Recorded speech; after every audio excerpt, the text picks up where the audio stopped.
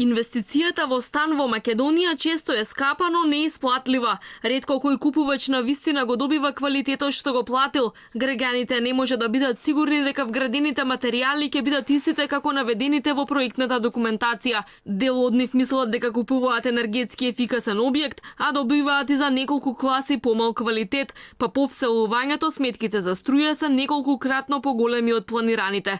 Од Стопанската комора велат дека во моментов сертификатите за енергетска ефикасност се издаваат врз база на проектна документација, а не на крајниот изменет проект. Затоа бараат во Македонија да се воведе така наречениот BIM процес, кој на големо функционира во Европа и го следи целиот процес на градба од почеток до крај. Има објекти кои што се проектирани како една класа, како пониска класа, а понатаму во делот според сметките добиваат многу поголема класа, тоа значи поголеми сметки за граѓаните, за сите оние домаќинства кои што ќе живеат во тие згради.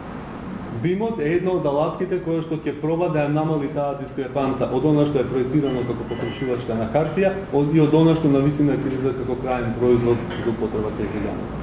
И покрај тоа што не го исполнуваат ветениот квалитет, градежните компании скапо ги наплаќаат квадратните метри. За да купи стан, едно семејство најмногу пари ќе треба да издвои во главниот град. Најскапи населби остануваат центар, Карпош и аеродром со просечни цени од 1000 до 1250 евра. Во главниот град има 5000 непродадени станови, а уште 10.000 се градат во моментов. Иако статистиката бележи намалување на бројот на одобренија за градење, сепак само во јуни биле издадени 205 вакви дозволи, од кои 1/5 се однесуваат на објекти во високоградбата.